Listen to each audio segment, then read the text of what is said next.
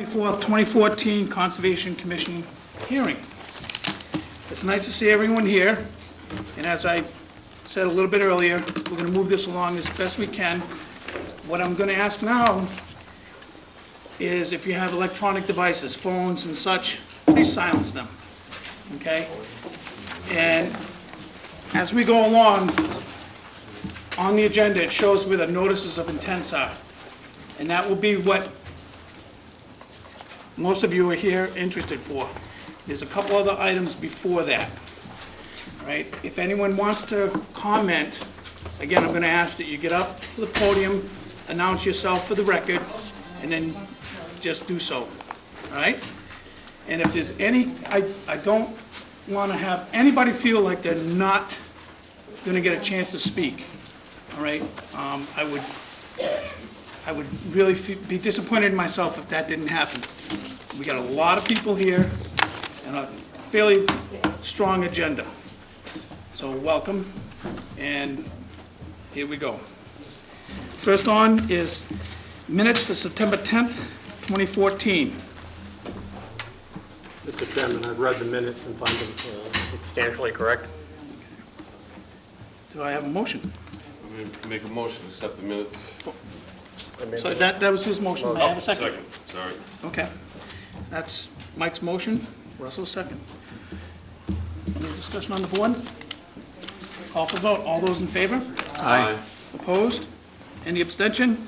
Unanimous, so moved. Next, September 17th, 2014. Mr. Chairman, I've read those minutes and I find them in good order. Thank you. I'd like to make one correction. John was not here for that, for the hearing, and he's listed. Okay. Yeah, Duly I noted. found out. Okay, that's I fine. knew that. Okay. Sorry about that. No Would you problem. be willing to second that with the correction that you made? I made that, absolutely. Okay.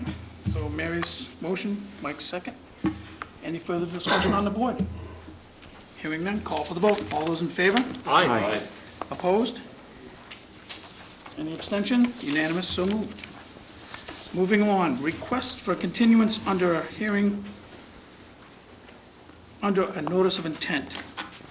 0 Ferry Road, Wacoit, Mass. For permission to construct and maintain a timber stair, 4.5 foot by 82 foot fixed timber pier, 3 foot by 14 foot, 4 foot by 10 foot, and 5 foot by 12 foot float for 4 by 4 posts, 2 6 by 6 posts, 13 12-inch diameter pilings for shared community access, and the associated excavating and grading. No, I know.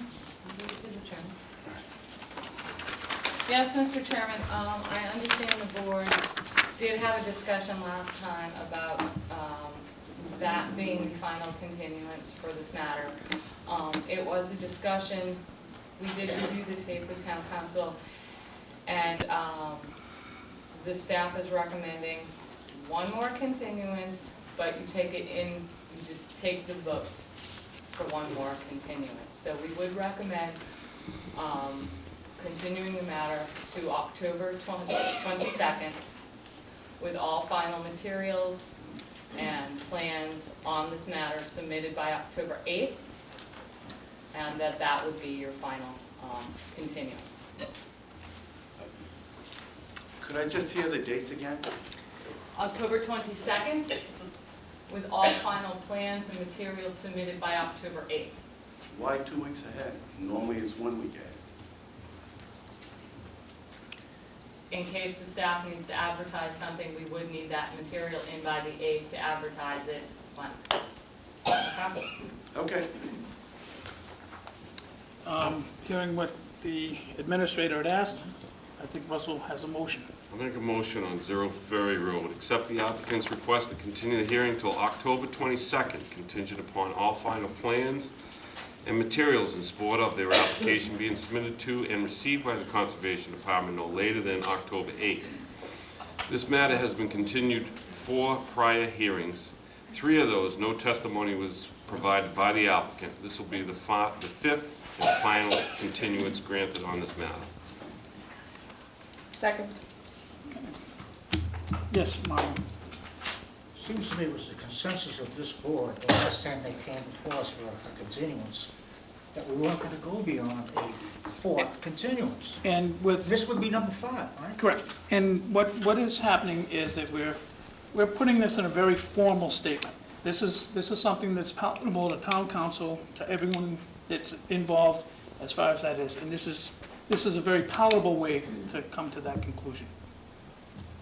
And I'm gonna call for the vote, because we have a motion and a second. Any other discussion on the board? No. All right, call for the vote. All those in favor? Aye. Opposed? Nay. Any abstentions? That's one nay. Thank you very much. Thank you. Thank you, Mike. Okay, next is request for determination of applicability. This is a lesser form of permit, but when you hear this, a negative is what you want to have. That means that we're going on staff's recommendation for a negative determination, and that the project, as discussed with staff, is allowed. If you hear a positive determination, that means that there's other permitting required. First up is 46, 48, and 50 Green Harbor Road, East Falmouth, Mass., for permission to control bittersweet vines by hand removal and to replant an area with native plants approved by the commission. Yes, Mr. Chairman, the staff has reviewed the project, but we were recommending a -2 under the state and the bylaw with the recessed area boundaries not confirmed. So moved. Second. Okay. Is there any discussion on the board? Is there any discussion in the audience about this project? Seeing none, I'll call for the vote. All those in favor? Aye. Opposed? Any abstentions? Unanimous, so moved.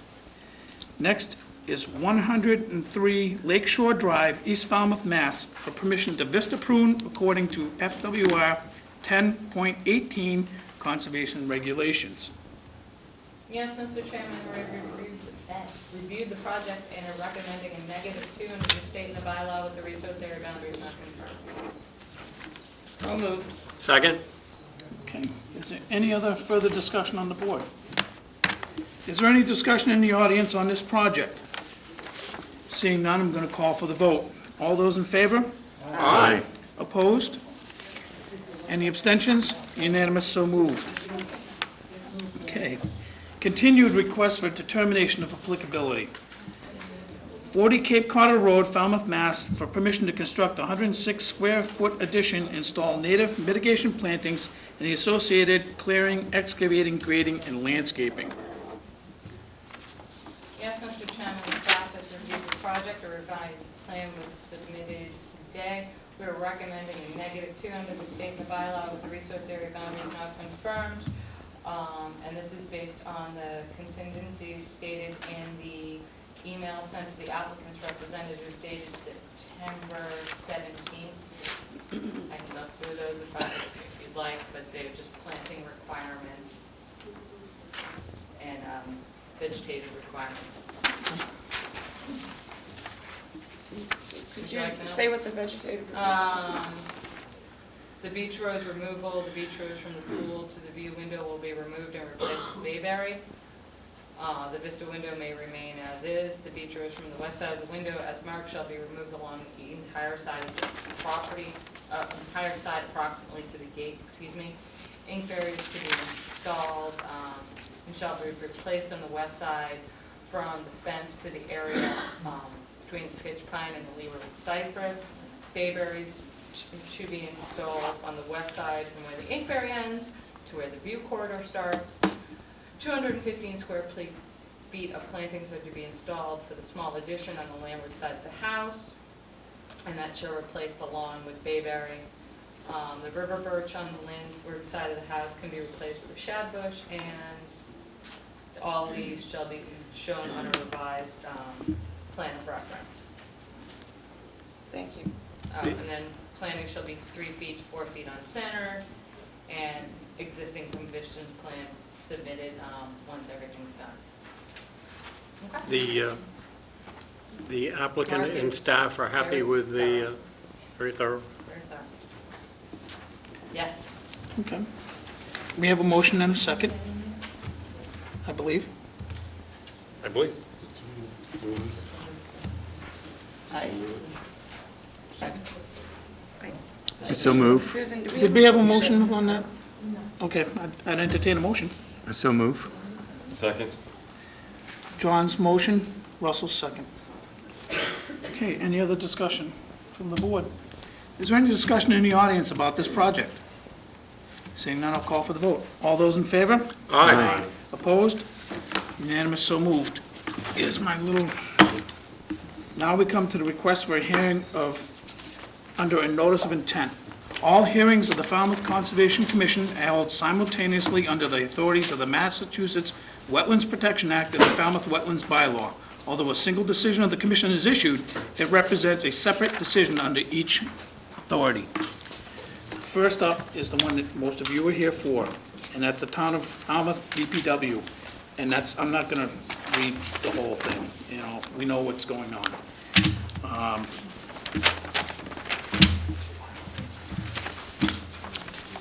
And the applicant?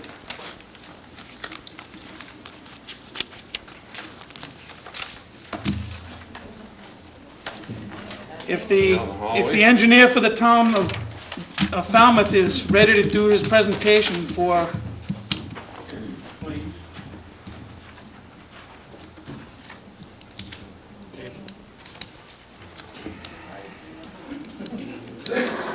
I'll take this opportunity just to repeat myself, just so that everything stays fluid. We're gonna take a presentation, at some point I'll open it up to the audience, but we're gonna take in information, and we're gonna have a little bit of discussion here, and then it will open it up to the board, all right? If there's something that you feel you have to have answered immediately, just raise your hand and I'll try to address it, make a note so that when you come up later, we can address it then. You really need to just keep it, the presentation, a little bit of discussion, and then we'll open it up to the public.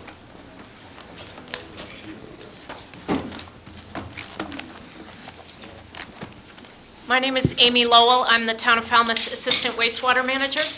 I do think there are a fair number of people who are not clear on on your goals for this meeting here, or who may not know what your goals are for this meeting here.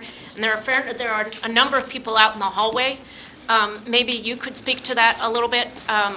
Waiting in the hallway, I've heard a number of people who are interested in the costs of the sewer project and in the design of the sewer project. Maybe you could speak to your goals for the meeting. Absolutely.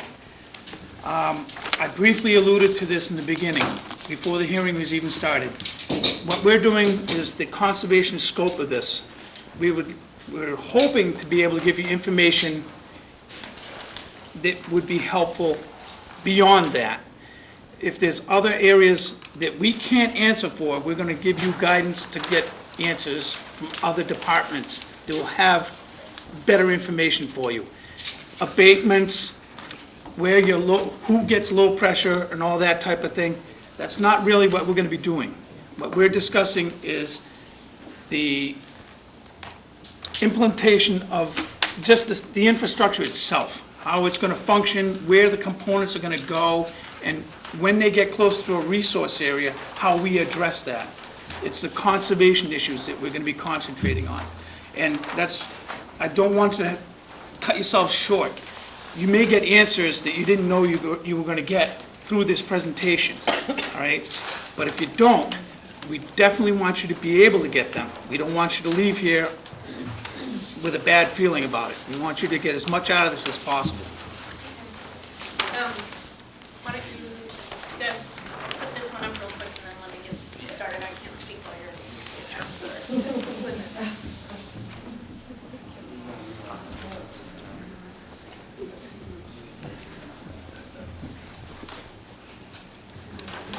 Thank you. Again, I'm Amy Lowell. I'm the town's assistant wastewater manager. And we're here, this item on the agenda is to speak about the Little Pond Sewer Service Area project. And as the chairman has said, there is a lot to discuss about the project, but the hearing this evening is about the resource areas, the Conservation Commission resource areas, and the project's, what resource areas are within the vicinity of the project areas, and what we're going to do to try to reduce impacts to those resource areas. There is a lot, just because there are a lot of people in the hallway and here who may be interested, there is a lot of information on the town's website about this project, about costs and betterment issues. There are maps on the town's website. If you go right to the front page, there are additional maps on the town's website about that show the sewer service area and what the boundaries are and the layout of the collection system. But I wasn't planning to review the details of that tonight. We were talking about them in the context of the resource areas.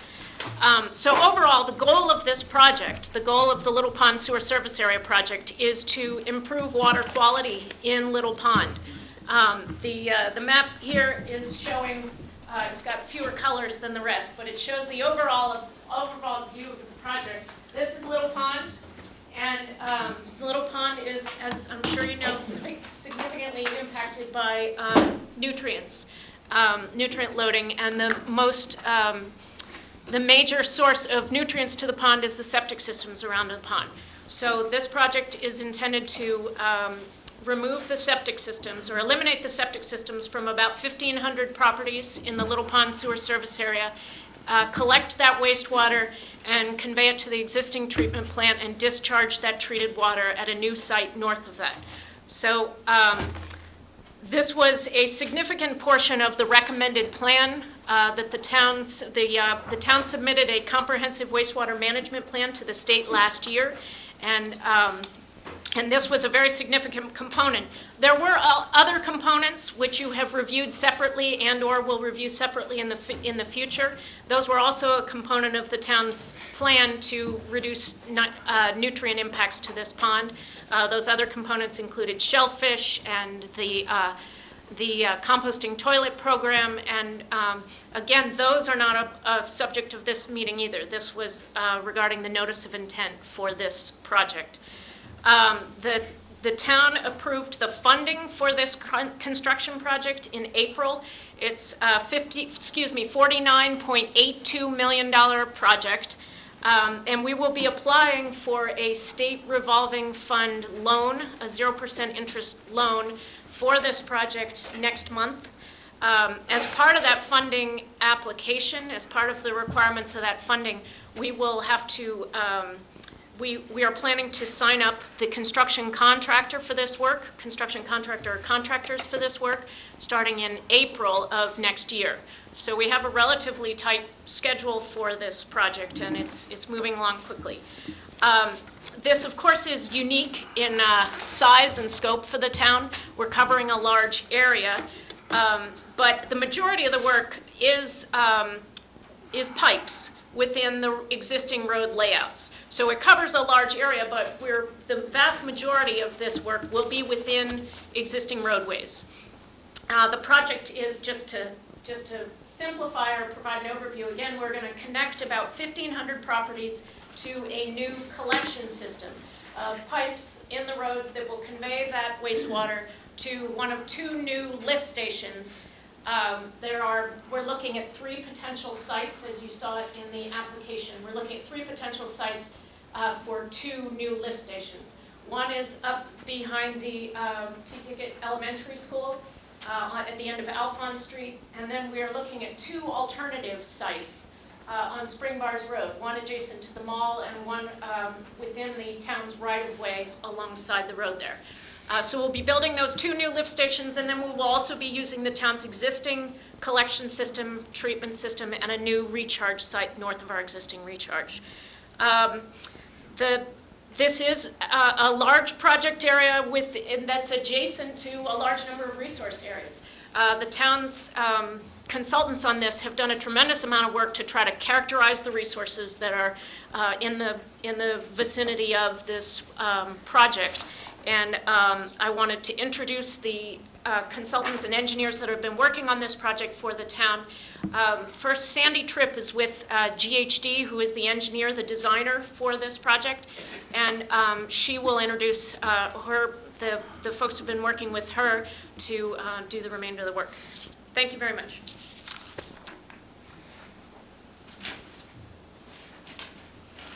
Amy, thank you. Is it important for me to stand next to the microphone, or? If you move, just take the microphone with you. Okay. It's just a little crowded. As Amy mentioned, I'm Sandy Tripp. I'm with GHD, the engineer for the firm. I've been with this project throughout the design and will carry it into construction.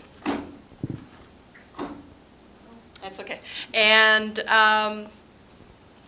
Amy mentioned that the overall goal of this project is to lower the nutrient levels within Little Pond. At the same time, we're aware of the resources that are in this area, very precious, and we've done some things to make sure that our design impacts them minimally.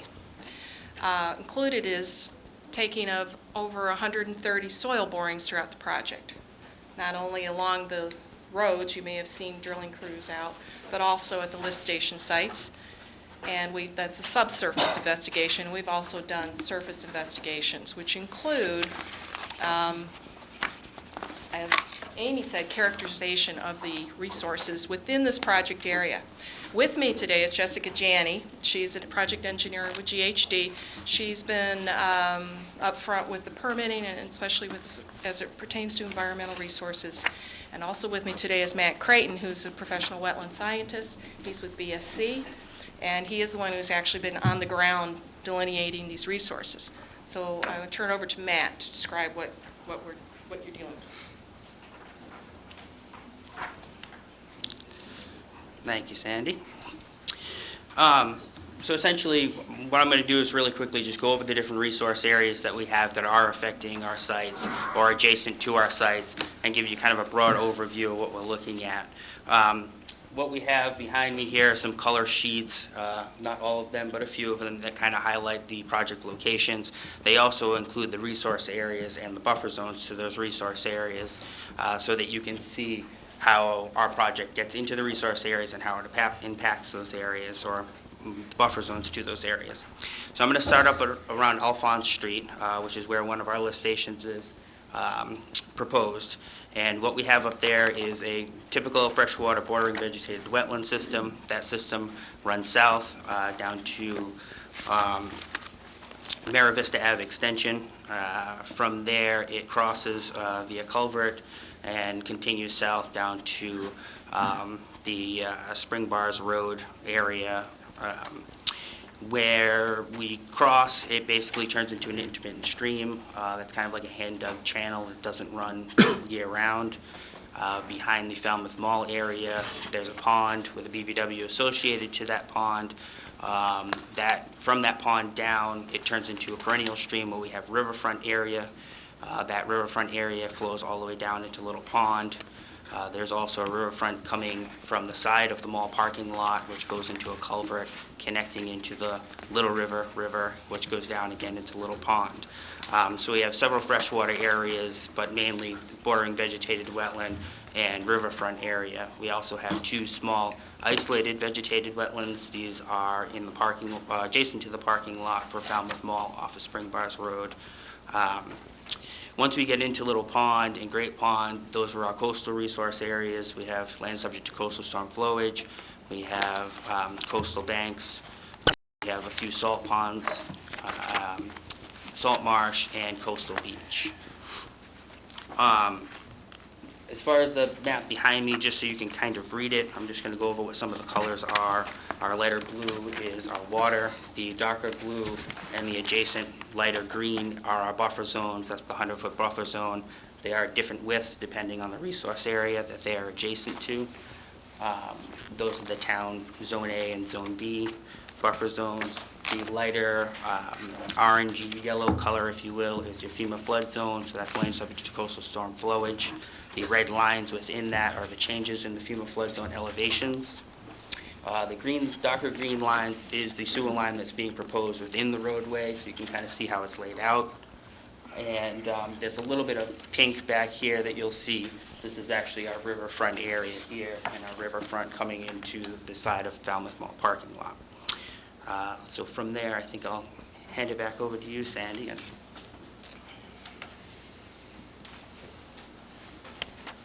I'm going to shift this, so apologize to the people who've come, but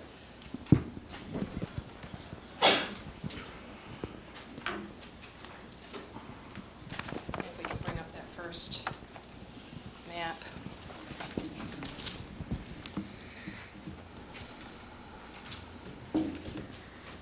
So Matt has described what he's delineated on the surface. As I mentioned, we had 130 soil borings, which help us characterize the soils the contractor will be dealing with, but also the groundwater conditions. These borings were taken in May, so it was in the spring this year. This map summarizes the groundwater management that we anticipate based on those soil borings. If you look at the Mara Vista Peninsula, it's the areas that are highlighted in blue are where we expect the contractor to have to manage groundwater. In the Mara Vista Peninsula, not much at all, just along the edges here, where the low-pressure sewers start to get into the coastal buffer zones. If they encounter groundwater here, we expect it to be minor, something that they could put a sump pump in and deal with. As mentioned in our stormwater plan, we don't have a contractor on site yet. It's up to them to decide how they're going to manage the groundwater, but we will be reviewing that groundwater management plan to make sure that it's acceptable to the engineer, to the town, and to you. Where the sewers get deep, this is the deepest part of the sewers, get up to be about 20 foot deep here, will hit groundwater. On the Falmouth Heights Peninsula, we don't expect to see groundwater except, again, where it gets deep. Again, we believe that the contractor can handle this with sump pumps. The Alphonse Road Lift Station, they will probably encounter some groundwater, as they will at the Spring Bars Lift Station, no matter which site is chosen. Per our soil pointers, that's where we expect to encounter groundwater. Now, as Matt mentioned, there's a lot of buffer zones and resource areas, and I'm not going to go through all of the sites, but I do want to point out some specifics. First is let me go over the lift stations with you, the first being Alphonse Road Lift Station, which is up near the school. This is a plan and profile of the piping that will come into the lift station site. Matt pointed out that there's a wetland up here. This is the 50-foot buffer and the 100-foot buffer to that wetland. Alphonse Street currently goes through the 100-foot border, excuse me. Might want to take away that one.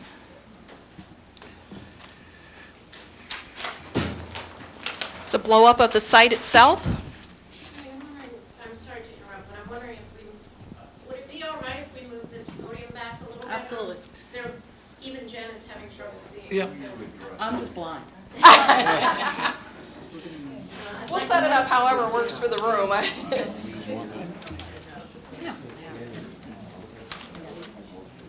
Okay, at this point, it's Sandy, right? Yeah. Okay.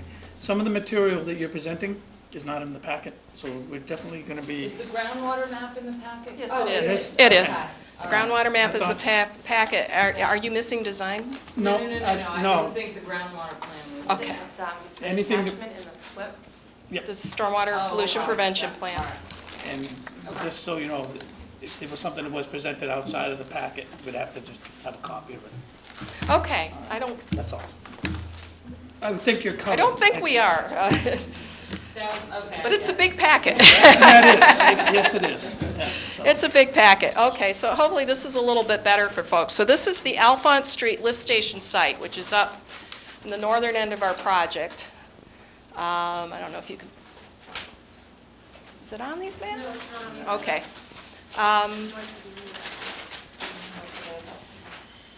We could look at You it. point to it right on this map here. It's right up the top there. And this is Alphonse Street. I tell you.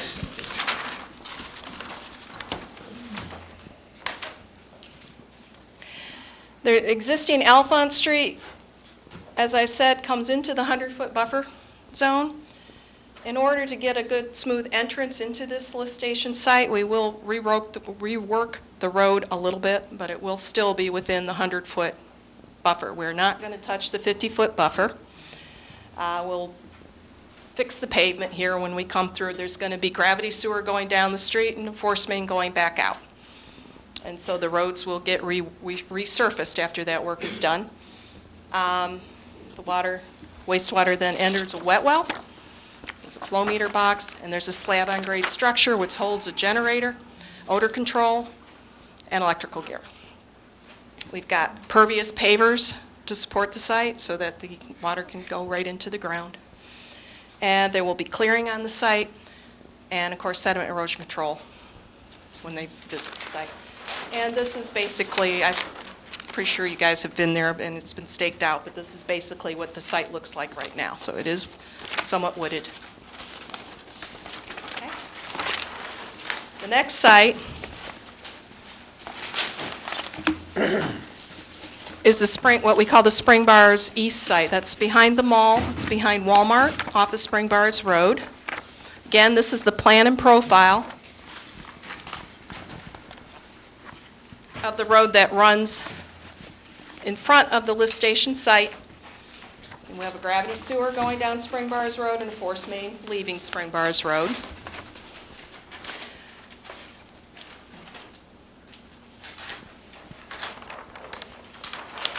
Matt mentioned the resource areas in this area. We've got we talked about the riverfront and the wetlands. We have a 100-foot buffer off of this resource, and a 50-foot buffer, 100-foot buffer here, a wetland over here with a 50-foot buffer, 100-foot buffer. We have shown this isolated wetland here. We haven't shown the 50-foot buffer on the design plans. That was for clarity. We do acknowledge there's a wetland here. I'll show you a picture of it later. This is a paved site. Again, it's got a wet well, meter vaults, slab-on-grade structure that houses a generator and odor control. And the alternate site for the Spring Bars Road lift station is located within a road layout west of this site. It's a smaller site. This is currently a depression. This would need to be filled. We'd put a retaining wall behind it so that we weren't encroaching on the neighbors' properties. There is a resource over here. It's the 50-foot buffer. The 100-foot buffer to that resource, stay out of the 50-foot buffer again. We would do some minor we would do a little regrading within the 100-foot buffer to support this lift station. Again, there's a wet well, meter vaults, slab-on-grade structure. It would not hold the generator. The generator would actually be located outside of the building, so it would be a self-contained structure. It's a very small site. And this is the mall site, just to show you that isolated wetland that it's currently mowed and used, I think, for drainage.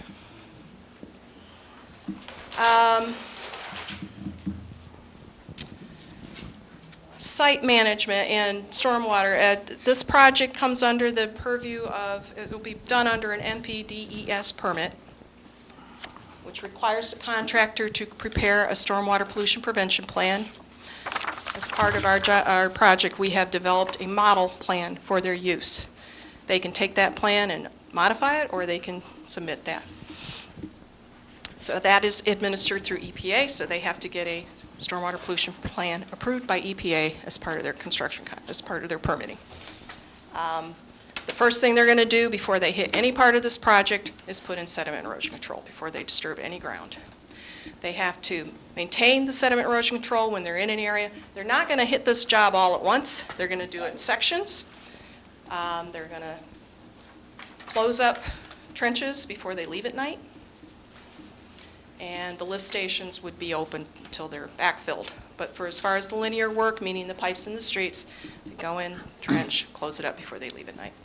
And the sediment control will stay in place until it's recovered, whether it's paved, or the grass is grown, or there's mulch laid down. They also have to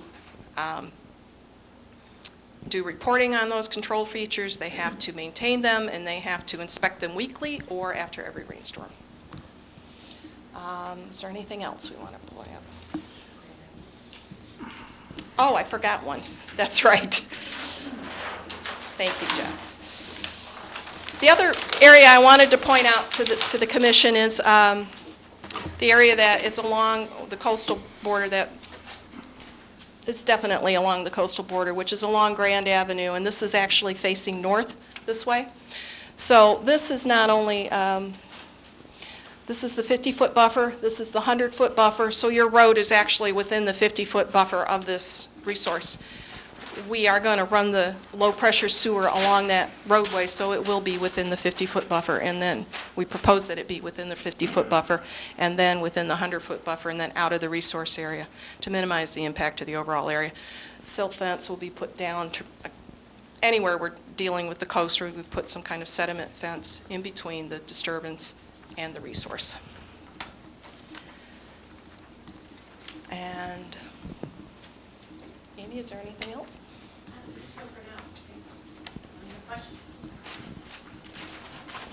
Thank you. At this point, we're going to have a little bit of discussion, and then I'm going to open it up to the audience, all right? Jen, do you have any? Yes, Mr. Chairman.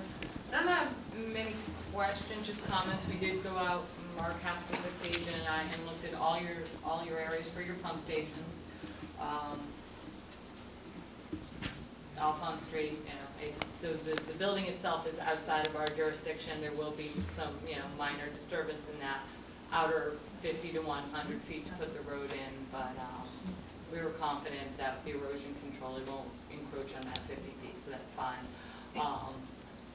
We have our preferred site on Spring Barge Road. We would like to see if we had our choice, I would like the site in front of the west radio side station best for the pump station. I know that might not be possible, I'm just putting it out there. And I did have a brief conversation with Amy today regarding what we're going to look for when we're talking to the contractors. Obviously, we're going to condition it that we meet with the contractors first to have a meeting in office and then go out and do a site visit. It's nice to know that you'll be requiring weekly inspections for the erosion control, because as we've discussed in some of our meetings, that's going to be our biggest concern is erosion control. And I'm sorry I missed your groundwater plan. I will look at that quickly, but that's going to be helpful to know where they're going to have to be watered, because that was also one of our biggest issues. Sure. So there's only so much we can say now. It's going to be a conversation we have with the contractor, what their dewatering efforts are going to be. Are they going to work? I've seen some work. I have seen some fail in a spectacular fashion. So, that'll be on the ground, and we'll talk to them about that. But other than that, there's not too many surprises in this project, in the roadways most of the time, so we know what to expect. Okay. Mario? Yes. I'm not an engineer, but I did look at issues that I think pertain to wetlands protection. First of all, I can say that Mr. Creighton's work is really good. This is a lot of work that he put into this. 12 individual field sheets looking at all three parameters. I checked his numbers crunching. I didn't see a single error. I would love to see this kind of work in the future. And I'm serious about that. Just follow protocol. I told him you were going to be the guy you had to watch out for. Really great stuff. I only have one question. How did you determine the landward extent of riverfront? I understand there's some riverfront. Is it bankful indicators on the top of the bank? Or? Yeah, it's as far as the riverfront out there, it was typical bankful indicators because it was a pretty solid trench going through, so we did have a pretty good lip on it. There were a few areas where where it kind of had a spillway where we had to kind of bump it out and back where it was obvious that it was flowing over the bank, and then we pulled it back to a landward bank, if you will. But it was always a pretty good feature that we were able to use and follow as we were flagging it. So, and it was flagged and shot in the field, so they are they're all there. I'm okay. Thank you. Mary?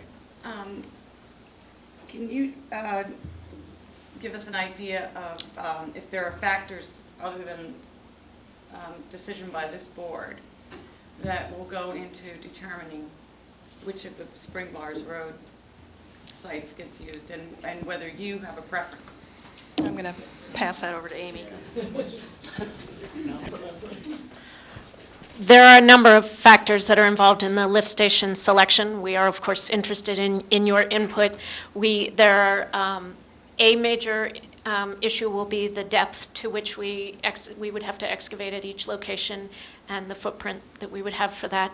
There are also land ownership issues. We would prefer the mall site, the one that is, so the opposite of what you're proposing, because it has more area to work with. We have an ability to be set back from the road and have an easier access for maintenance later. And we have more area to work with there. We have a little more elevation there. We don't have to build up for part of the site. But the town needs to have full ownership of the site and does not yet. So we do need an alternative, and the other site, the west site that you've expressed a preference for, is a site that is that the town has a right-of-way to. There is an article at town meeting regarding the completion of the legal details for that. So there are a number of factors, and we have not yet made a final decision. That's why we submitted both at this point, because we were seeking an order of conditions that covered both sites. Right, I understand that. And the Walmart site, if I understood correctly, that's essentially functioning as a stormwater swale?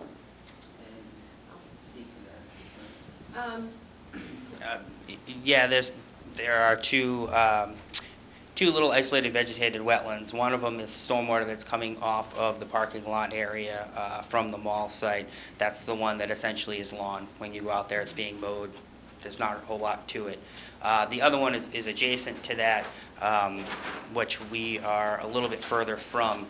That one's kind of a hollow, and it actually goes quite a bit deeper than the first. And it does have vegetation around it. It does have wetland vegetation in it. And because it's a little bit deeper, I think it might be a little closer to groundwater or whatever it is, but it does seem to hold water longer, and therefore that functions a lot more like what we would want to see in a wetland resource area. Whereas the other one, it holds water for a few days, it drains out, it's much higher up in elevation, so it's really not functioning as a wetland like we would want to see. It doesn't have the same value characteristics, and it's basically lawn. So. Thank you. Russ? No questions. Mike? Construction dewatering. Construction dewatering. Yes, sir. It has the potential to have impacts on the wetlands, at least one of them. Are there monitoring proposed to assess those impacts? We don't anticipate that it will impact the wetland. Again, this is the contractor's means and methods, but the deepest pieces that need to be dewatered are the lift station sites, which are near the resources. We would anticipate that they would put in tight sheeting so that they'll minimize the groundwater that they're dealing with, and that if you look in the stormwater pollution prevention plan, we estimated the amount of water to be withdrawn, which if I quote you now, I'll get it wrong. So it's not a lot, but it is. We don't anticipate that it would drain a wetland. No.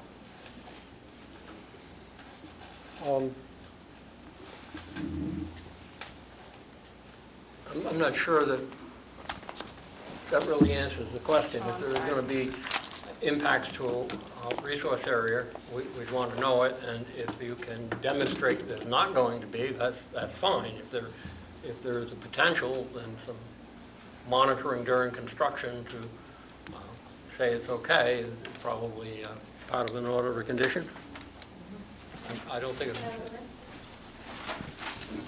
I think I can respond. I'm not 100% sure of your question, but I believe the question is, how are we monitoring our construction to make sure that we are not, that we keep our controls in place and are not affecting the wetlands? Is that a reasonable summary? And I'm particularly concerned about the level of the groundwater during. Oh, you are talking, what I was going to say is that we do have, there will be controls in place to minimize impact on the adjacent resources, and we will have full-time construction oversight by our engineer. So we don't just have a plan out there that we are trusting will be followed. We will also have full-time engineering oversight by GHD during construction to make sure that the controls are maintained and that they perform as they're intended over time. Typically, when this is done, when we are pumping water out, what we're essentially doing is we're pumping it out, we're filtering it, and then we're recharging the wetlands. So we're not actually withdrawing water and drawing down the table because we're not taking the water away. So the water will actually recharge nearby and go back into that groundwater system.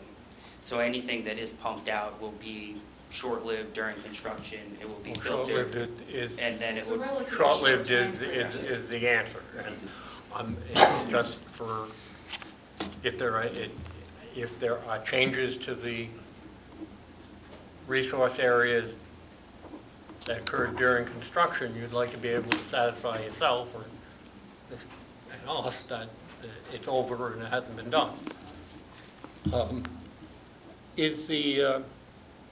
Are there resource areas adjacent to the new discharge area?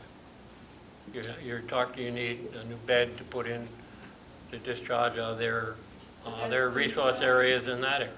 The beds themselves, no. The road that, If you could use the mic. I'm sorry. Thank you.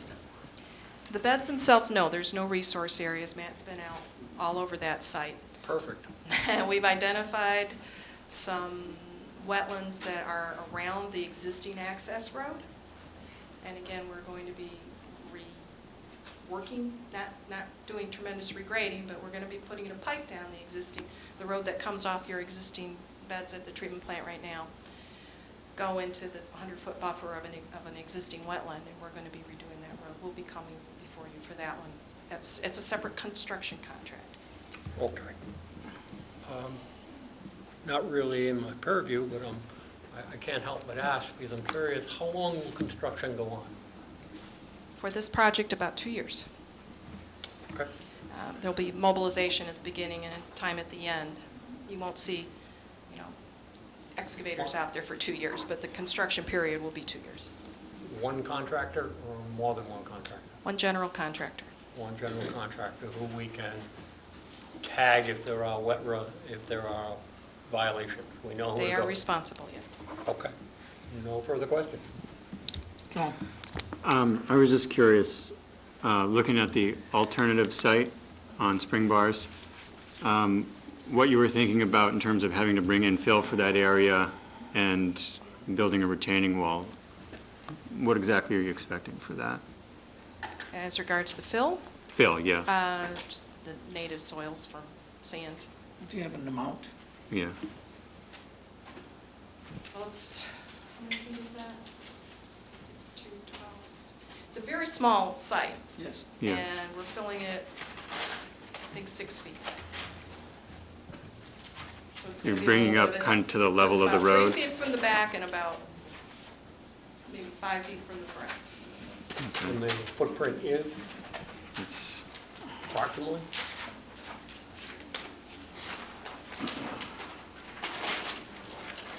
I haven't done that math. These numbers. okay.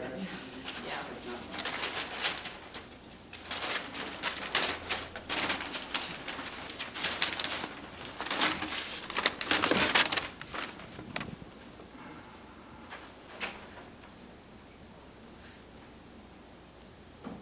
So the tallest part of your wall, It's elevation 13. so it actually, We want to get it above the floodplain. We've got electrical units. Right, We want okay. to get it above the floodplain. I got you. So the other site, your site that you're looking at, your best option is at the grade that you want. There's just the land use issues. Some minor grading on that Right. site. There's minor grading on Alphonse Street as well. Okay. So we're Yeah. When I looked at the map and saw the wetland there, I had to go out and look at it myself, and, yeah, I kind of agree, that it doesn't seem like it's such a disturbance, but, thank you. Okay. That's my question. Well, before I open up to the audience, it's my turn to grill somebody. Are these sites gonna, the lift stations gonna be fenced in?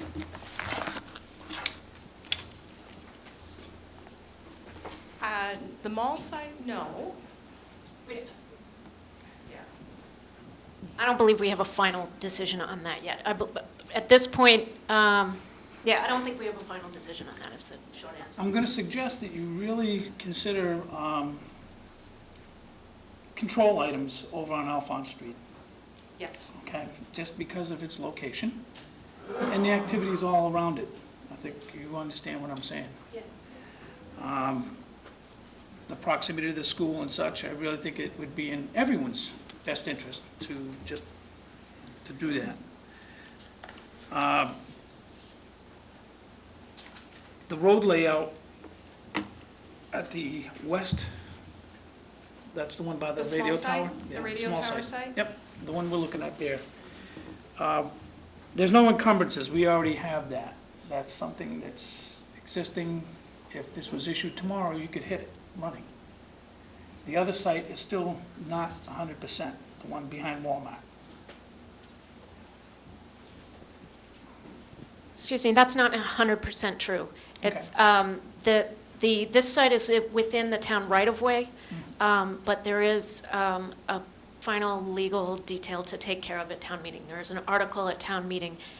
I am not a land attorney, I can't even explain it to you. But this is Both of within the these- town right-of-way, but we do need to pass a town meeting article for Both that of one these as still well. have a little bit of a hurdle to cross. A little bit, yes. Okay, thank you. And I'm impressed with my fellow board members, Mike with the short lived. Mario, when you get approval from Mario, that's a good thing. That means that the presentation may be confusing or not make any sense to some, but when Mario has described what was presented to the board, that's a lot of effort. That means that the information that they had provided went over an extremely high benchmark. It's tough to have adequate information. We usually have to inquire more than. He was satisfied. I rely on him for that. What I'm good at is site management. I'm a real terror when it comes to that. And as you see in this audience, this project is going to affect many families. And it's not going to be just for the summer, it's not going to be at Easter, it's going to be the next Christmas, and oh Christ, is this ever going to get done? It's key, general contractor is going to, just so other people know, he's going to use subcontractors. All right, so there'll be one big sign and a whole bunch of other little signs on trucks. Site management is going to be key. When you're pulling down Maravista and you take the fifth right, and you're down there and things are proceeding well and there's some kind of little hiccup, I know I get called. You know, I do. And I also drive out there and look at this. Being in the trade, I'm going to hammer it. Site management is key, so that neighbors are aware that there's not going to be fill. At the end of the day, when they cover the trench, I don't want to drive over that and spill the milk. You know, that's the detail that is going to affect the attitude of a lot of people in this region. The happier they are, the better this project's going to be. All that, now you got me. You know, that's what I'm going to be doing for the next 2 years. Groundwater management, other items that the commission has cited. I think what we need for information is compiled and has been read. This is just one of many things over the last several weeks that we've been able to read. I know that there's other information downstairs that if you would like in the office, there's there's similar maps that you'd be able to review. Yeah, this is one of the other things that if you're so inclined, if you want to review, you may. It'll be downstairs. At this point in time, Is there any other questions from the board right now? Yes. Mr. Chairman, the only Yes. thing I'd say is that when we do meet with the contractor, yeah, Mr. Chairman will be with us. And I have every confidence that they're in good faith, once they, once you start off knowing that what's right and what's wrong, what our expectations are. And, I don't have just these set of eyes, I got all those. And that's to my benefit. And yours as well. This is not adversarial, this is just to really, it's tax dollars, it's my backyard, it's the road, it's everything, all wrapped into one. And hopefully with our concerns with the resource areas, I hope people understand when they say resource areas, what that is. That's all your wetlands and all the stuff that we're trying to protect. And ultimately, this project, in completion, will do so much more for Little Pond. That's the ultimate goal of this. So, off my soapbox, I'm going to open this up to the public. Is there anyone that would like to make some comments? Okay. I saw you first, and I'll get to you as well. If you'd please come up to the podium and just tell us who you are. Can I just say it from here? I have a loud voice. I can't, it goes on for the record inside, I'm sorry.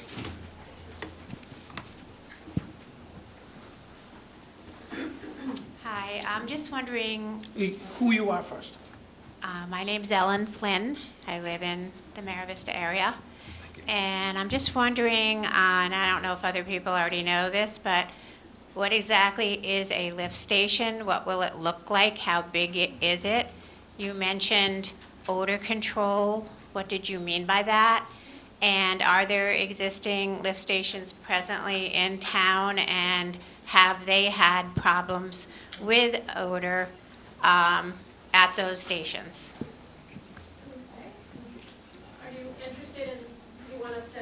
Please answer. Yeah, whoever you pull out, you can answer. Again, Amy Lowell, the town's assistant wastewater manager. A lift station is a building.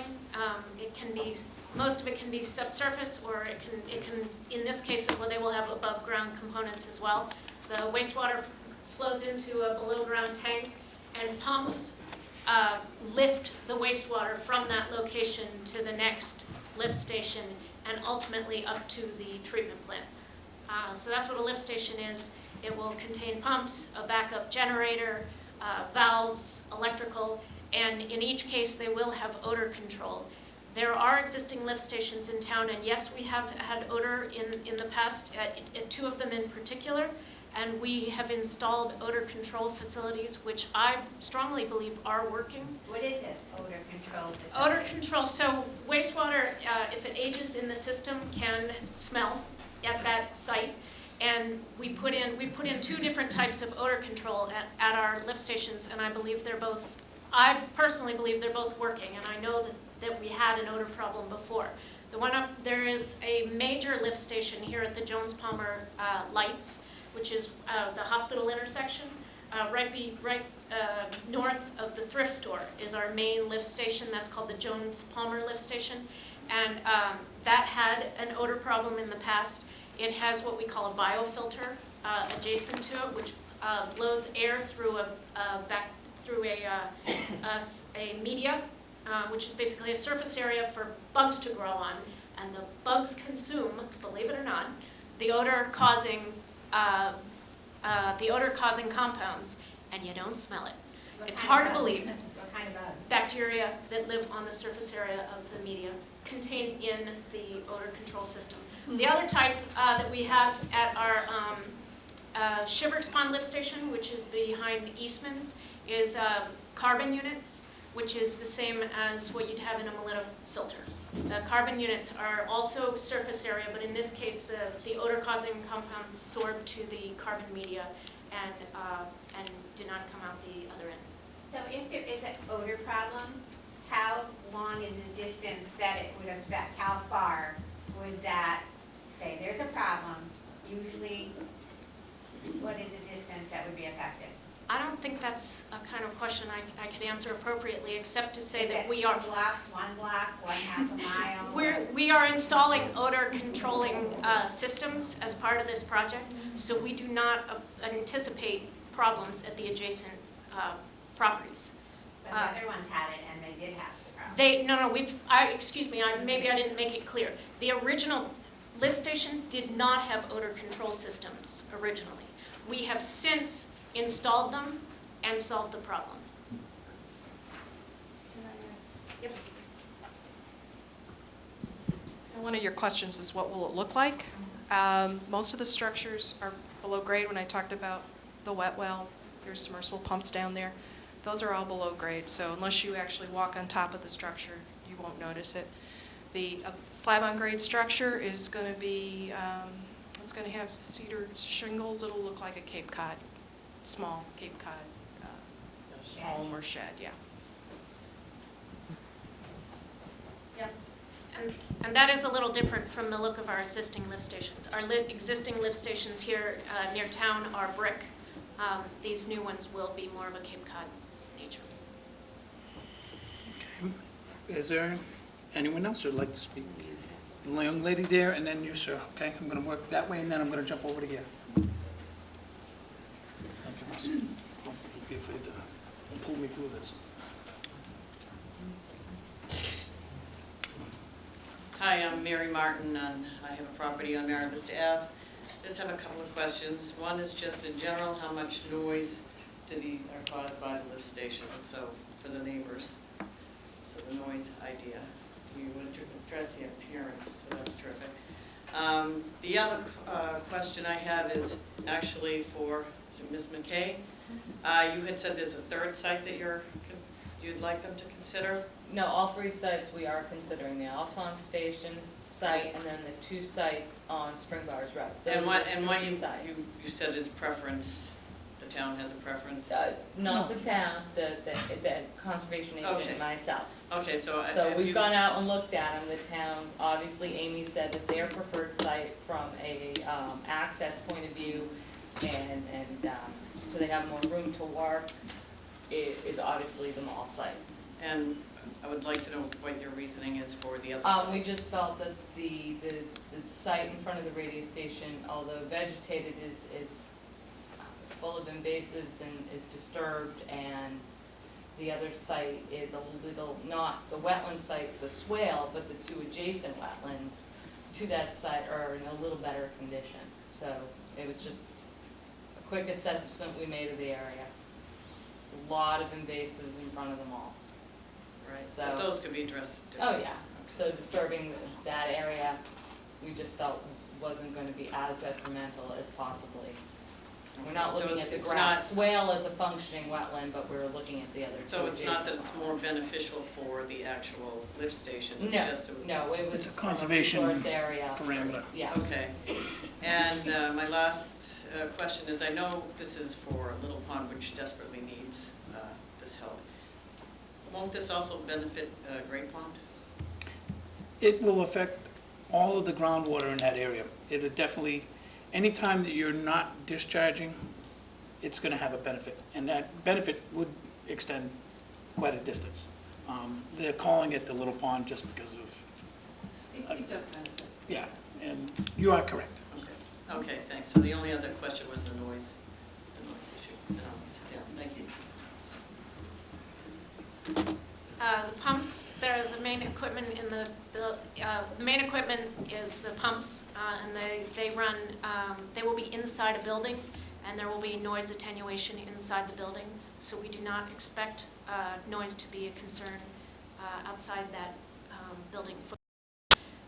We also, if you take a look at these sites, the sites are not immediately adjacent to residences, which is always helpful, but we're designing this not to have an impact even if there were somebody right there.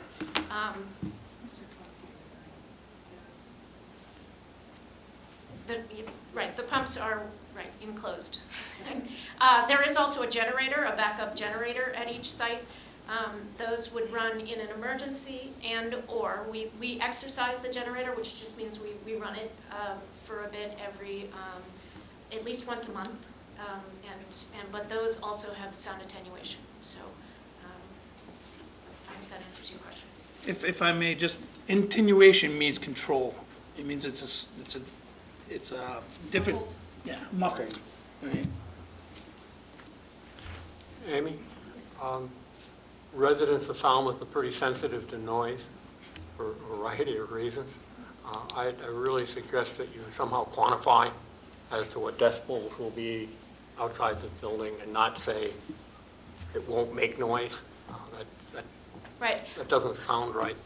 Yeah, I didn't intend to imply that it would not make noise. No, I'm- And I also didn't intend to imply that that a lift station can't make odor. So I cannot promise that there would never be an odor from a lift station. However, there are systems that work to control odor, and we are installing them. So that's the same with noise. I cannot promise that there would never be noise that anybody would ever be bothered by. However, the equipment will be enclosed, and we will specify, as you were defining, muffling, attenuating devices around it, covers, enclosures, to mitigate, to reduce that noise. I would just make the point that I believe that all three of the potential lift station sites are non-residentially zoned. I mean, they're nowhere near residential areas. Right. Not really. One moment, I got a couple people ahead of you. If the board's satisfied with everything right now, I want to move on. I know you, sir, had something, and then over to here, and then I'll take you, okay? Thank you, Mr. Chairman. My name is Walter Crotty. I live in the Maravista area on Harrington Street. And if you'll indulge me for one moment, I realize this is out of the scope of your committee, but I'm assuming the selectmen read these minutes. We have been blessed for the selectman that comes to our meetings. Is that a big assumption? No, he's here. I wanted to get this off my chest. I'll blame myself for not getting involved in these things earlier, but I have no qualms with the need for what you're doing. That's a given. I do have a lot of qualms about how it was implemented. I've lived in a number of towns, and a project of this magnitude is usually taken on as a town problem, and then they recoup the money either through property tax increases and spread the burden out over a larger number of people.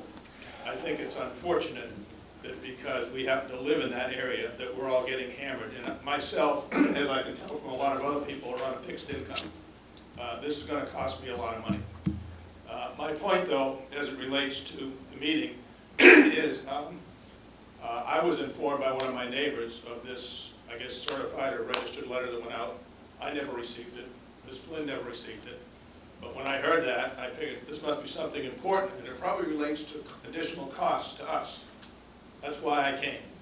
I found this interesting. I won't say that I didn't enjoy the presentation and what went behind it, but I would not have come here for this.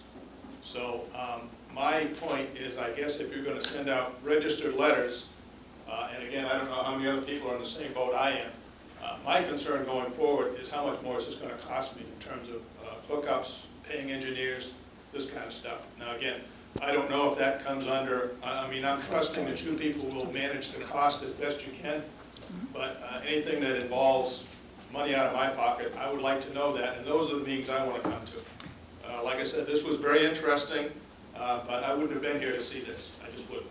Well, I'm glad you found it interesting, Yeah. and I also am glad that you made that brief. I appreciate that. If someone has similar concerns, and that's what you're really interested in, unfortunately, I'm not going to be able to give you answers on most of that, okay? And that's unfortunate.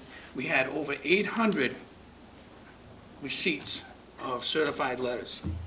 That's the box of those. If you did not receive that, that's unfortunate, because it gives you an impression of something, like you said, that was extremely important. And I'm glad that you did come, because this is going to give you a little bit of information for the next time you go and talk to somebody, and you're going to have good information and have them accountable for what your interests are. Right? That's about all I want to say about that. Yeah, okay, Okay? thank you. Sir.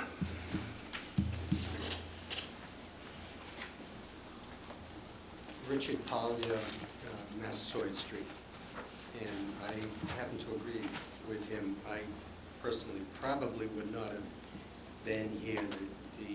I've been to 4 other meetings on the specifics, more related to the costs, and not the background. I agree with him.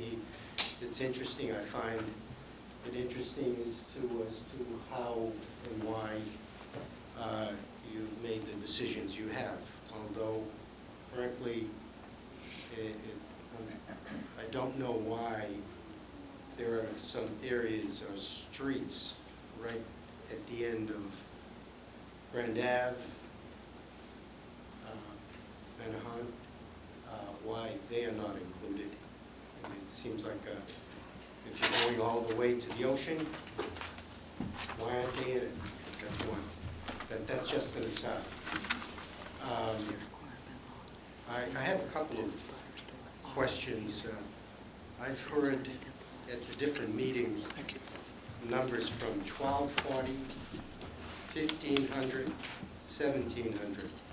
How many homes, how many sites are actually being sewered? Does anybody have an accurate number? Okay, I think Amy will be able to, Just that briefly. Yep. There are about 1,500 properties. Some of those properties have multiple units on them or multiple businesses, but there are about 1,500 properties total. How many grinder pumps? No, I'm gonna limit you, just because I'd love to, this isn't the place to get that kind of information. I've got, it isn't. What was presented to us is what we have to make our decisions on. If we go outside of that scope, this is not the only thing. We still have other people that are gonna be coming up after this. And as I've tried to explain, and I'm trying to be very liberal with this, I truly am. And I'm glad that you spoke, but this, the what's low pressure, what's not, what's gravity fed, who's gonna have this, who's gonna have that, what it's gonna cost, really is not anything that we could give you substantial answers for, all right? The problem, I think a lot of people have, me included, is the information seems to have been all over the place. There's quite a range, plus or minus.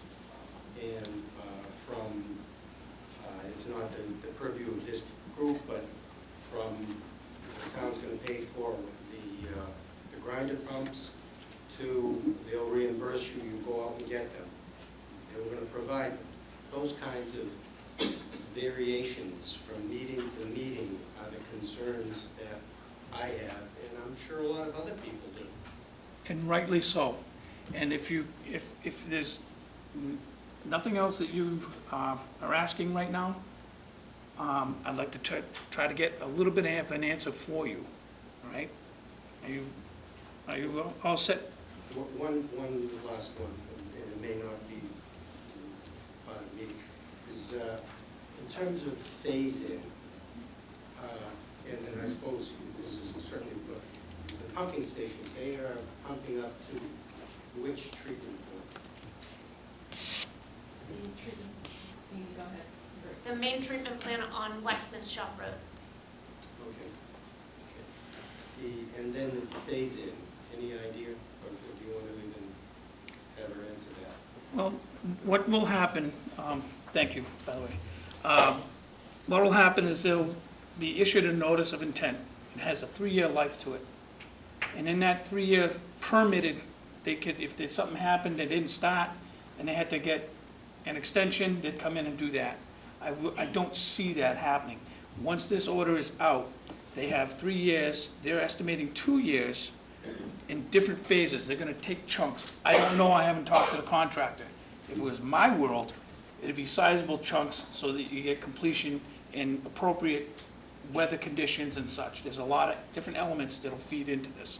And as the pieces get completed and reviewed by staff, by us, things will receive not really compliance, but acknowledgement that they're done.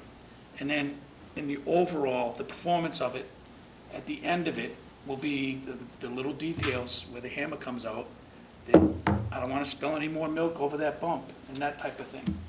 Do the pumping stations, does the whole system have to be hooked up before individual homes be hooked up? Yes, I do. Actually, that's a very good question. The question was whether any of the system can be activated before the lift stations are activated. Yeah, and, yeah, yes, there are places that tie directly into the existing lift station. Basically the Falmouth Heights area, which feeds into the existing sewers on Route 28. Right here, in these 3 manholes. There's 3 existing manholes here. And all of this sewer, both the low pressure and the gravity sewer, feeds into these 3 existing manholes, so these could be activated before the lift stations. And some of the areas along Route 28 can be activated before the lift stations. The Falmouth Heights area does not need the lift stations. It feeds directly by gravity into the existing sewer system that goes to the existing plant, and there's some areas along Route 28. The Mara Vista Peninsula requires the Spring Bars lift station, and the areas up here require the Alphonse Street lift station. Okay. Thank you. Gentleman right here, and then I'll recognize you as well, okay?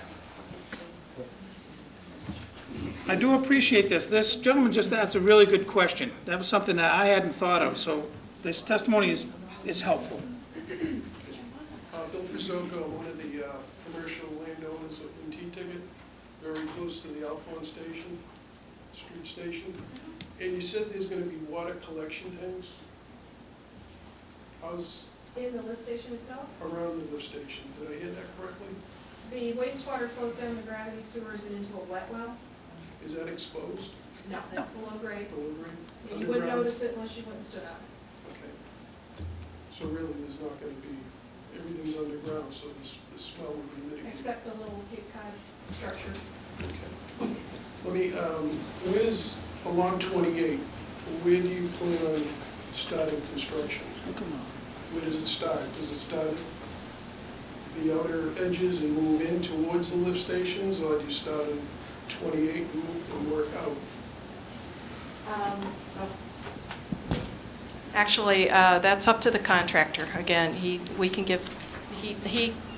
is going to do it in the manner that he can do it the most efficiently and effectively, which in effect saves the town money. The more constraints we put on the contractor, the higher the dollars go. So we set the constraints very carefully to protect what the town wants to protect.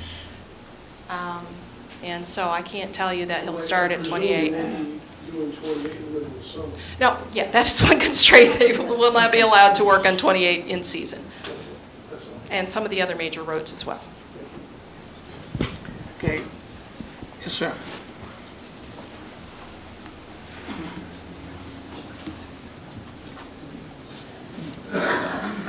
My name is Pat Wood, and I live on Providence Street. This project's going to take at least 2 years. It's not going to be just 2 years, so there's going to be a lot of different weather conditions happening. Hurricanes could come, name it.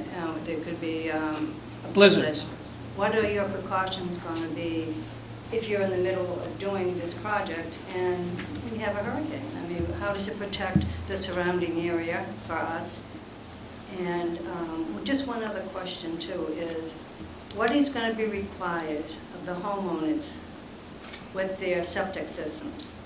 Are we going to have to fill it in, have it pumped before? And if we have to fill it in, what is the commission going to require for us to fill it in with? I mean, what's going to happen to our septic systems? I'm going to let her respond to the storm, and then we'll take on the other one. Thank you. Nice thing about hurricanes, it's blizzards, but you do see them. Oh, I'm sorry. The contract, as a homeowner, same as a homeowner, you button down for a hurricane that's coming. The contractor will button down as well. He will secure whatever. Most of this job is underground, so that means he's going to backfill the hole, lead the site, get his equipment into a staging area, get everything that could fly away, weighted down. You've been there, right? And he'll be ready for the hurricane, just like you would do as a homeowner. Same thing with a blizzard. With a rainstorm, same thing. We are in sand, so we can work in a lot of rain, but if it's a bad rainstorm, he just won't work that day. And if it was in an area where they're erosion control, the individual site streets and such, if it's pitching and that's part of his management plan that he's going to have to present to us, that we're going to have to review, and staff, the other agent, and people like myself who are just plain nosy, want to make sure that that is addressed. Go ahead, Matt. There is a stormwater management plan that is set up to address all of that. When there's a drop of water that hits the site, we have to know where it's going, how it's being filtered, if it's leaving the site, what it looks like. So in the stormwater management plan that was submitted and is submitted to the EPA, that the contractor has to sign and say, I am responsible for every drop of water, whether it's snow, ice, or rain. That's essentially what that plan is for. And the second part of your question, and I'm going to let Jen correct me if I'm wrong, I can't give you a timeline on when a system would have to come out or how, but I can tell you that if it was in a resource area, you'd end up getting, a lot of them were done under RDAs in North Falmouth. However, What's an RDA? it's a lesser permit. It's a request for a determination of applicability. It is something where staff goes out and reviews the project, and they make a recommendation to us. Any of these notices, like this project here, we go out collectively and review that, read the plans, read all the literature that's with it. On an IDA, it's a lesser permit, you still have to have one. You're still in a resource area, you're still doing activities with grading and filling and such. An appropriate material to collapse the tank, fill it in, that type of thing, that would all be, it's very typically done. Through North Falmouth, it was something that was done on a pretty normal basis. That's to be expected that each one of these that ties up, what used to be isn't anymore. So there's an understanding that we want to be helpful with that it's not a... Yes, Mr. Chairman, the Conservation Department will be working with the wastewater department to come up with a schedule of what individual homes will file with the Concom, if they file anything, what level of permitting that will require depending on where your house is. If your house is closer to a resource area, if it's in the interior of Mara Vista, that's something that we haven't looked at yet or developed yet, but it will be done, and you will be notified on what your requirements will be in regards to this board. She has a follow-up, I believe. I'd like to... I just wanted to ask. Go ahead. You can, please do. I want you to have a follow-up. And Mike, I'll recognize you in a moment. And I want to say my thank yous to the audience tonight. It's nice for you to be here, and when it's managed like this, when everybody's so cooperative, I'm very grateful. We never have this kind of crowd in here, so it can be a little intimidating. The other part of that is, who has to get the permit? The homeowner? And is there a fee for that permit? Amy? Who The gets? homeowner is going to be getting their own tie-up permits? No, yeah, that's what she's saying is, and correct me if I'm wrong, Amy, the homeowner is going to be responsible to tie into the laterals and collapsing your system, your existing systems. And yes, there is a fee. What is the fee? It's going to depend on what type of filing is required. Is there going to be more than one filing depending on each homeowner's situation? No, you should be able to do it under one filing. Because Generally, right now, an RDA or a notice runs about $116, and that includes advertising. Okay, but there's a state fee as well, and depending on where you are, and what type of filing we're gonna require, based on the location of where your piping has to come. From your house? Yeah, from your house. Let's say if you have to do a trench in the back and you abut a wetland, we're gonna want to exert a little bit more control over that. So that may require an additional fee with the state, but All right, and the other thing I can't answer that question right now. Okay, it's just a general statement is that I noticed that everyone is saying Little Pond, but we all live in Mara Vista, and we love our ponds, and we love our area. And it's not just Little Pond. Some of us live on Great Bay side, and that's very important to us too. And we're not trying to fight having this done, but it is pretty expensive, and also it's a big change for everybody. Hopefully for the better, but there's always situations that come up, and then it's the homeowner sometimes that we have to end up paying for all of this, which we would probably have to if our system failed.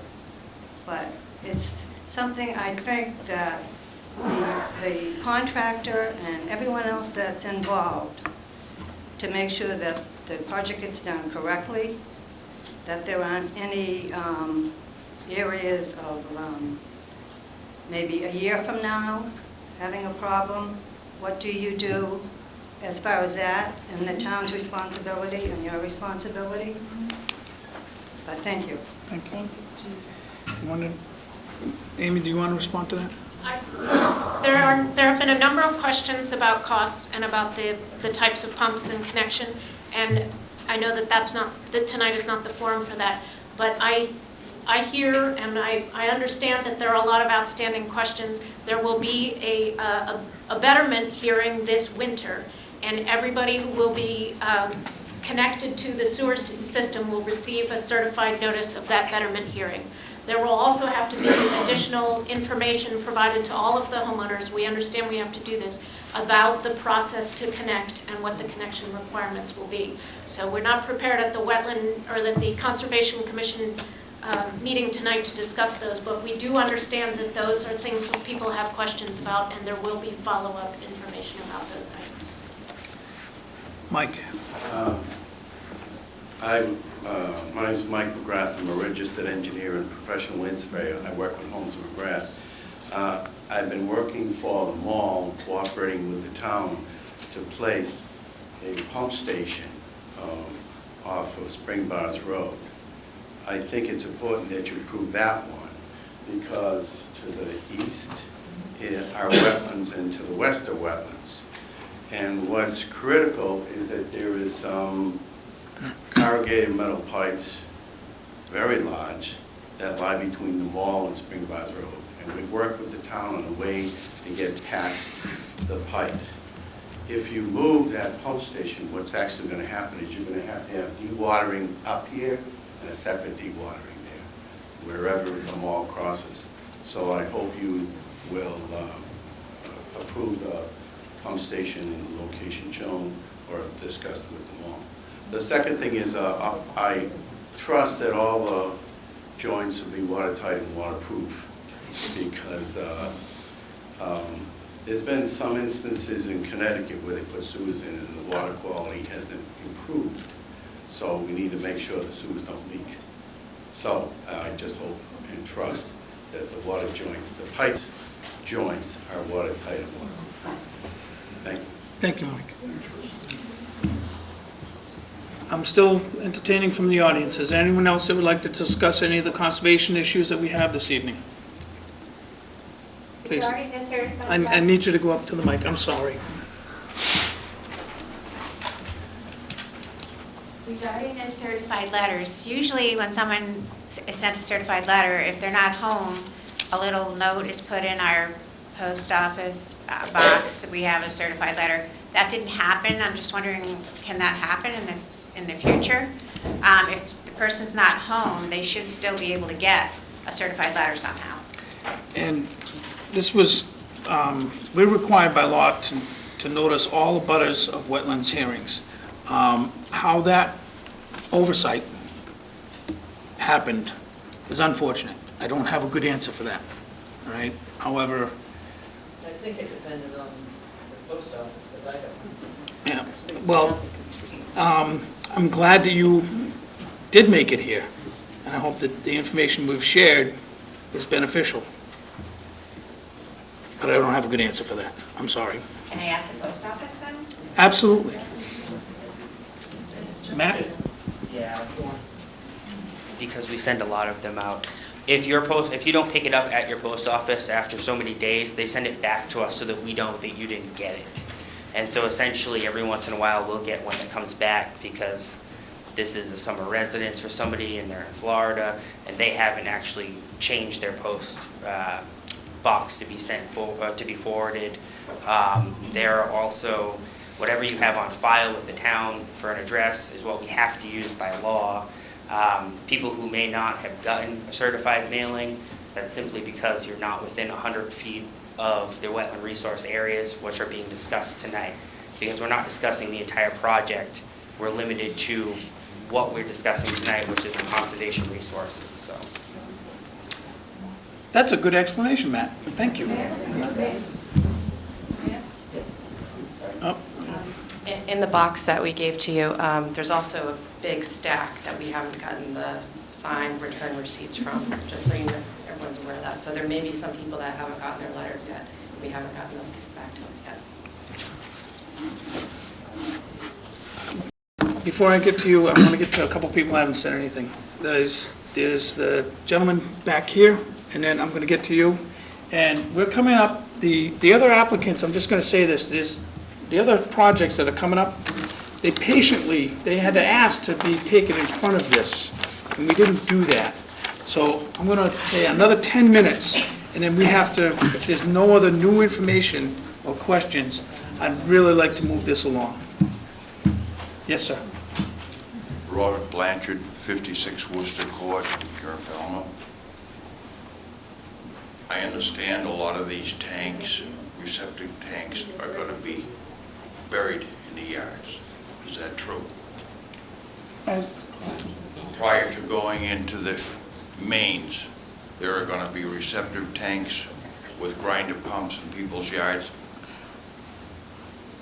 I'm going to let you handle that. Am I understanding this correctly?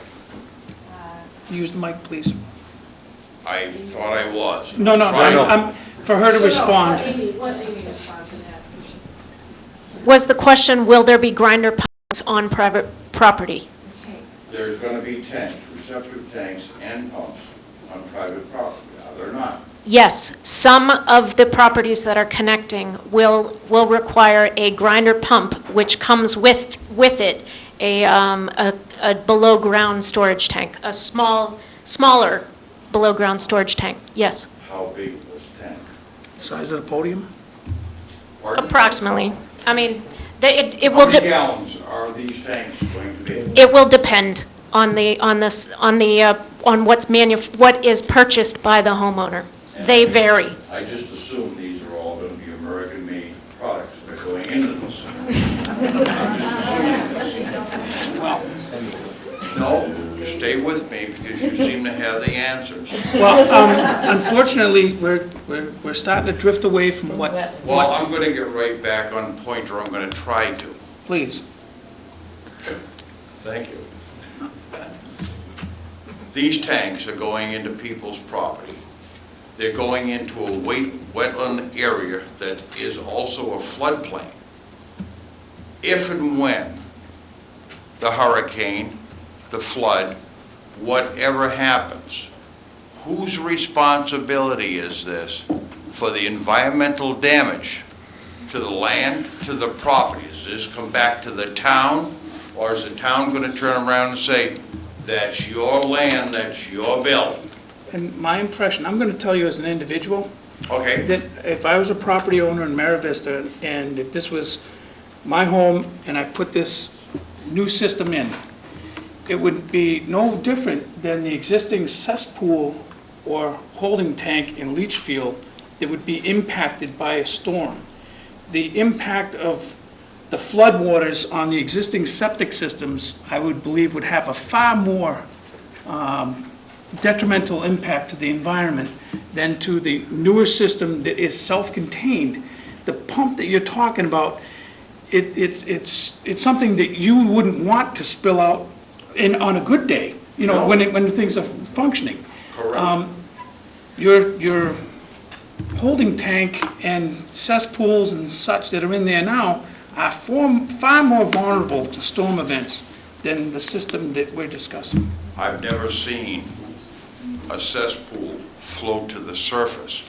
I've seen propane tanks and oil tanks that were buried float to the surface that are regulated by this town and every other town to be anchored. Are these tanks going to be anchored, or are they prone to float? I think that's my question. Okay, and these, at that point in time, there's going to be, they could be inside, for all I know, they could be inside subgrade in the basement. Yeah. All right, and that means you've got foundation walls protected. I'm allowing this to go off key here a little bit, and. Well, I sort of thought I was going off base, but this is one of my concerns. If And there's leakage, whose responsibility of it to clean it up? That's, I think, is my question. Okay, and at this point in time, I don't have a good answer for you. Would you look into it for me? Yes, I can. Okay. Yes, I can. Then I've finished. Thank you. And you're most welcome. Thank you for bringing that up, though. I do appreciate that. Gentleman over here with the beard. We've got like 5 more minutes, and that's going to be, unless, if there are any people, could you ask if anybody in the hallway wants to address anything, please? Ron Nunes, Oak Street, Mara Vista. My question is on Great Pond area. And I'm not sure, are there going to be any lines along Great Pond, along this area? Long Great Bay? If it's green, then we have lines, basically. Because my concern there is the erosion. You mean pipes in the ground? Yeah, pipes. Along this road? Great Bay Road. Yeah, Great Bay Road. The The road answer is that... no. No? Okay. Wow, that was the best one yet. Is there anyone out in the hall that would like to address this? I have a quick question to ask you. Please, come in and just address yourself for that. Thank you. Michael Bullard from over on Miami Ave. What about existing septic systems that were put in the previous, say, 2 to 5 years? Are they going to be affected? I'm sure that everything in there is going to be affected. The timeline on when things have to come into compliance, I have no idea. So if somebody in the past 3 years, or somebody that's building a house right now in this area and has to put a septic system in now, 2 years from now, they're going to have to put now another additional $20,000 or whatever it's going to cost to do this? Do you want to bounce on that? Because I know I just did it. Thank you. Every property within the sewer service area will have to connect to the sewer system, with the exception of those who have elected to install a composting toilet. There is a composting toilet exemption, which was a letter that many of you, all of you, should also have received. That is a requirement of the system, is that everyone connect. The time frame can be unfortunate for some property owners, since, and none of us feel good about that, I can tell you. Once this plan was certain enough to make decisions based on that, then it's my understanding that the Board of Health has been granting extensions. I don't know what their term is, but they have been allowing property owners to continue with their existing system in this area once this service area was voted and approved and the funding was voted. But before that time, the Board of Health didn't know when or if this would ever happen, and they had to function as though it might never happen. And so there have been systems that have been upgraded in recent years, and they will have to connect, and that is unfortunate.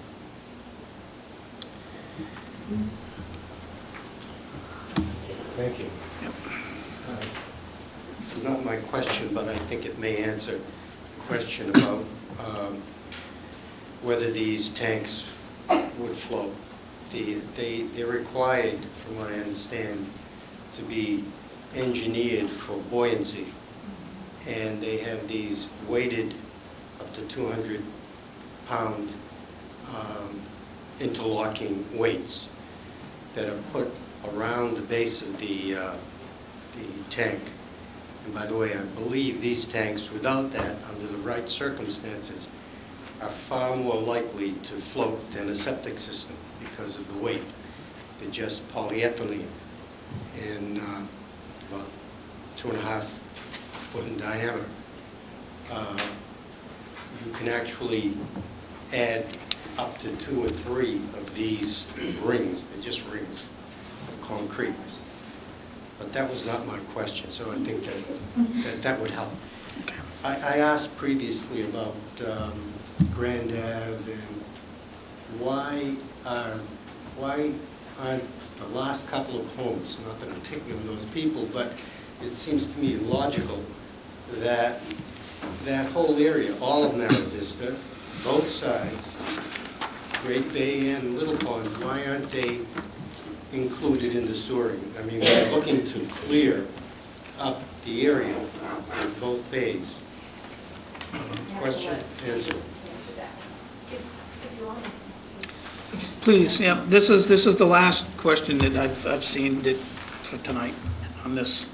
The basic answer is that the closer you are to the sound, to Vineyard Sound, the less likely it is that the wastewater will be flowing into Little Pond. It's more likely flowing out towards Vineyard Sound, and therefore is not affecting the water quality in Little Pond. This was really intended to be a pond water quality project. So, for example, the very toe of Mara Vista Peninsula is not included in the sewer service area because the groundwater from those properties flows with this septic leachate flows with the groundwater towards the Vineyard Sound and not into Little Pond. Watershed measurements were taken to verify that?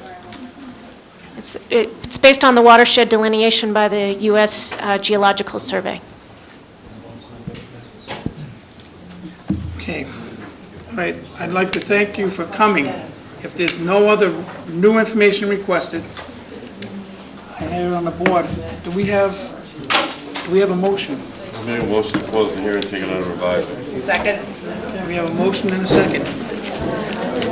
I'd like to thank you for coming tonight, and it may not have been what you came for, but I hope you got something out of it. All those in favor? Aye. Opposed? Any abstention? Unanimous, so moved. The one other request I have is we have other hearings to go, so if you go, please go all the way to the other end of the hall so we can get the next people up. Thank you.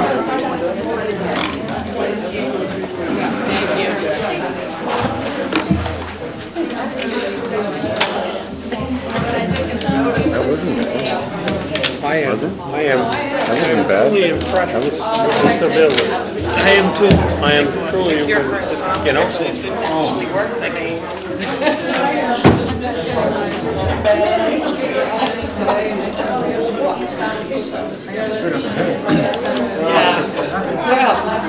see what I brought? Truly impressed.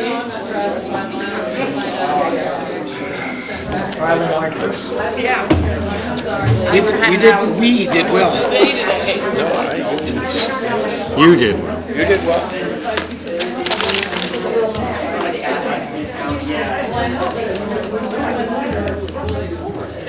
Excuse me.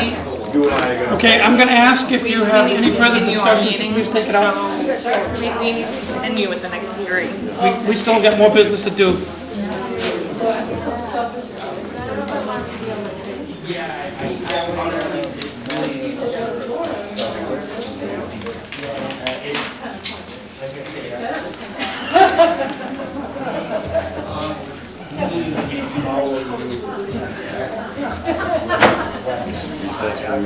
No, it's gonna be. Okay.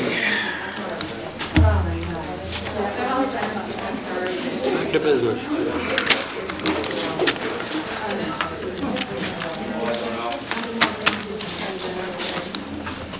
Okay.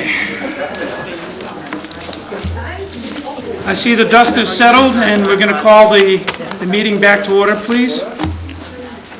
Next on the docket is 19 Miami Ave, East Falmouth, for permission to install native tree and shrub restoration plantings, remove ornamental plantings and replace with native species, remove an unpermitted wall, monitor plantings, install temporary irrigation, replace infected oaks with tuberos, and the associated clearing, excavating, grading, and landscaping. At this point in time, I'd like to thank the two notices that are now here for their patience on that. I think that, and then I would also like to thank all the abutters that were here, because it moved along pretty well for such a big project. And I'm looking forward to something we're more used to.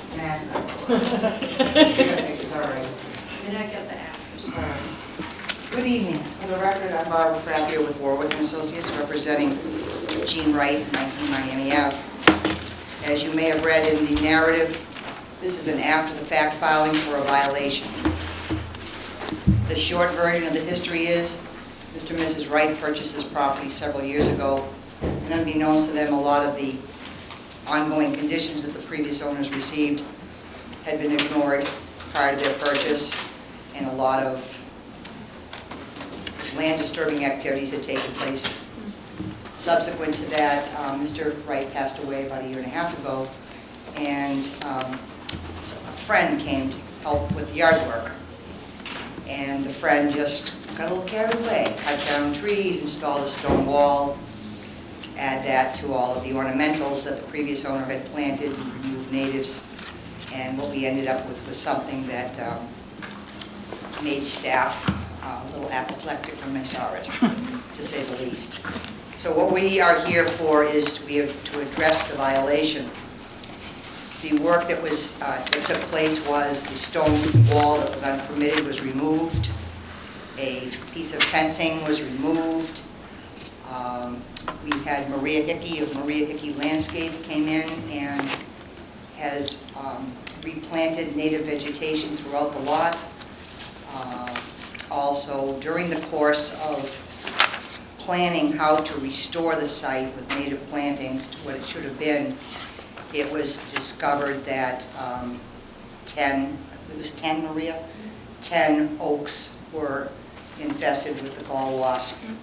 And those trees, after consulting with staff, those trees were removed and tuberos have been planted in their place. Part of what Mrs. Wright wanted to do was install vegetable garden beds, raised vegetable garden beds. At this point in time, they are not installed, but will be while the order is still open. The idea is to wait until these trees and the vegetation grow, get some height and width to them, to see what would be the most optimal place to put these small flower beds that would be approved by staff prior to their installation. The plan that you received does show all the oaks still there. We have not shown the existing condition with the tuberos instead of those oaks. However, your order of conditions usually calls for an as-built plan. So prior to applying for any order of certificate of compliance, this plan will be updated to show the actual placement of the tuberos, the missing oaks, and where ultimately the raised raised vegetable garden beds are installed. I believe that we have addressed the violation. If you have any questions relative to the type of material planted, how it was planted, Maria Hickey is here and she will answer those questions. And I leave it at that. Thank you. Jen, do you have any questions? No, Mr. Chairman, only a comment, throughout this whole process, staff's worked closely with Barbara Maria Hickey Landscaping and Allen B. Tree to address the issues on site. We're happy with the way the plan came out. It came out in accordance with your enforcement order. Remember, you issued the enforcement order, the little rock wall that was being built along Little Pond. So we're happy with it, and this is just to follow up with the EO that was issued. Thank you. John? No questions. Mike? Well, the plantings look well. I was there today, and Maria Hickey Associates, I brought, for anyone that didn't get a chance, pictures of how the plantings look. And we'll continue to monitor everything. So I show both sides of the house. Thank you. I took the pictures last night, so they're a little dark. and I will defer to Mario, who I'm sure will have some comments. Russ? No questions. No, I mean, it's, everything's been done. I'm not, I have a question about that. In the plan shows a 24-inch stump, and I'm wondering if that's the tree that was cut down. There were 2 trees cut down prior to, which were part of the original enforcement action. The stumps that were there, the Allenby tree took down, all the area has been stumped now. Okay, what I'm just getting at is that the narrative said that the homeowner, or homeowner's friend, whoever it was, cut down some trees, and I'm just wondering if, there could be mitigation for the loss of trees, particularly if a 24-inch tree was cut down. Oh, that was the one in the thing, there were trees. Harry, did we plant trees within the enforcement along with the shrubs, or was it just the shrubs? Just the shrubs. The and shrubs, the tubelos. and then the tubelos were taking down. I don't think we had them do any tree mitigation for that, Mayor, in the original enforcement set. Okay, so it's not on the table for this action, is that what you're saying? No, I mean, if you wanted them to plant an additional tree or two, I mean, that's the commission's prerogative, it's an open hearing. We put in 5 tupelo trees. It was a struggle to space them, given this how small the property is, so that they'll be able to thrive and grow. It's pretty congested. I know which stump you're talking about, if you go down, it's in that, yeah. Southeast, southwest. I've had my question answered. Okay. It's all yours. All right. No questions on that? All right. If there's no further information needed, I'd entertain a motion. Make a motion to close the hearing, take it under advisement. Second. Is there anyone in the audience that would like to comment on this project? You're going to have to come up and identify yourself, please. Clayton Allenby with Allenby Tree. There was one tree that was not over the 50% defoliation in that front circular. I'm not sure if that's in the area that we did leave to try to do injections on. Everything else besides that was past the injection point. So, note that in case that tree fails, we can address that in the next couple of years. It might, become a hazard. Okay, thank you. Mike? If the applicant is friends with their neighbor to the north, and they have these, Left. The left. yeah, to the left, they have indications that there may be trees cut down. He may want to suggest that they think about talking before they cut down trees in the buffer. So in other words, share with your neighbors your learning experience? No, definitely. Yeah, that's all. I'm, it's not my place to knock on doors, but if I had a neighbor, I might want to talk to him. Well, I think there's been enough trees and activity and staff there over the past few months. Everybody's running for cover. Yeah. Well, you'd think so, but there's all this. You never know. You'd think so, but you get all this marking on specific trees that suggest that some trees may disappear. I mean, that's been my observation when people flag them. That's right. Okay. And it's just, So noted. all right, thank you. We have a motion and a second on the table. Is there any other discussion? Seeing none, I'll call for the vote. All those in favor? Aye. Opposed? Any abstention? Unanimous, so moved. Thank you very much. Thank you, Barbara. Thank you for being patient, too. Next is 57 Gunning Point Road, Falmouth, Mass., for permission to construct and maintain a 3-bedroom, single-family house with attached garage deck to install a Title V sewage disposal system, utilities, drain leaching trenches, driveway, and the associated clearing, excavating, grading, and landscaping.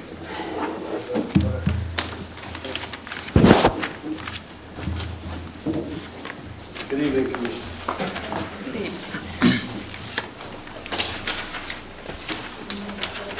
Thank you, Mike. My fingers are too thick. The paper's too thin. That's because they're freezing.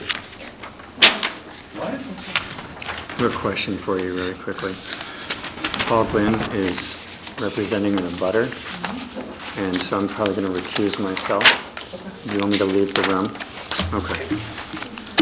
I'm leaving. Okay. I'm leaving. But I'll watch you guys on television. You're the best. Absolutely.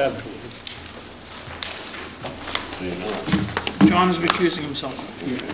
My name is Michael McGrath. I'm a registered engineer and registered professional surveyor. My firm, Holmes & McGrath. Sorry, prepared the notice of intent. This site is, there was a previous denial and appeal pending on this, but we filed because there is some significant changes that have occurred. The most significant change is that the FEMA flood zones have changed under the flood insurance rate map effective July 16, 2014. So instead of being a project in land under coastal zone flowage, it's now in all but on the land above the floodplain.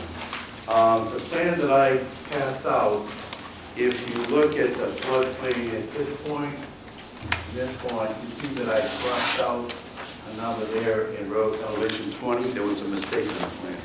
So I have other copies for full scale just to show that. So before, there was a glossy zone, and then there was an A zone that went up to elevation 19. So before, there was a coastal bank that was much closer to Gunning Point Avenue. So since this is a significant change, we found that we could fit a single-family house on the lot as shown. So the changes are that there's now a coastal bank is lower than it was before. As I said before, it was at elevation 19. We also, at one time before, we had a separate house and a separate garage, and the point of that was the garage was in the A zone. The A zone projected up to almost to Gunning Point Road, and we now have them attached because they're not in flood zone. We reduced the bedrooms from 4 to 3, so that the soil absorbent system is much smaller. The limit of work is farther from the wetland resources, and all proposed development as close to the street as possible. We believe that we satisfied a 50-foot setback from the coastal bank. We believe that there's that the changes are significant enough to have refiled. Jennifer called me with some questions that the town engineer sent some comments. I'd like to quickly talk about the comments. The first question is more or less, why is this so thick? I think you recall that you had a public hearing where I described that on the new flood zone maps, we have a technique through the Mass GIS and the flood insurance rate maps. They're on the same coordinate system. You can actually bring this in and locate it precisely, or this location. So we have shown this to be where it is located from translating from the flood insurance rate map. And that's the thickness of the line that's shown on the flood insurance rate map. So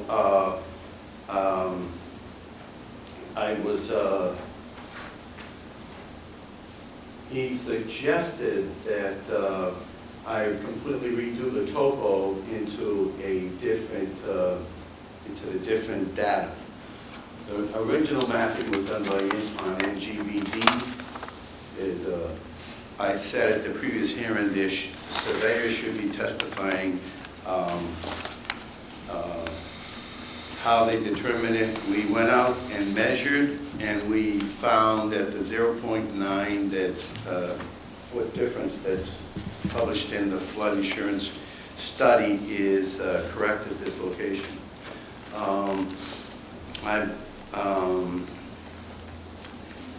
The point of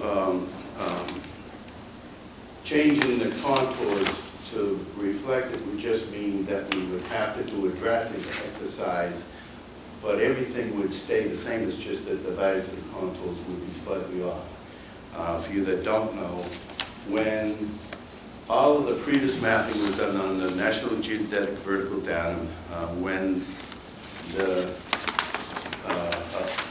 National Geodetic Vertical Datum was established in 209, used for all the quadrangle maps and all of the floodplain maps until the recent ones. When they put up the satellites, they discovered that the model of the Earth that comes from the satellites doesn't match NGVD. So when we do surveying today with the GPS, we're actually measuring directly in NAVD88. And the flood insurance rate map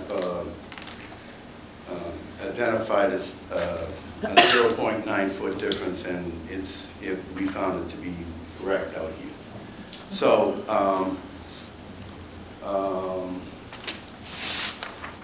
Jennifer thinks that the coastal bank ought to be coincident with the velocity zone. We've always shown the coastal bank to be at the still water level. It was shown at this location to be at the still water level. The velocity zone went further inland. So it's not much of a difference when it comes down to it. Are there any specific questions I could answer? Thank you, Mike. Jen? Yeah, Mike, I don't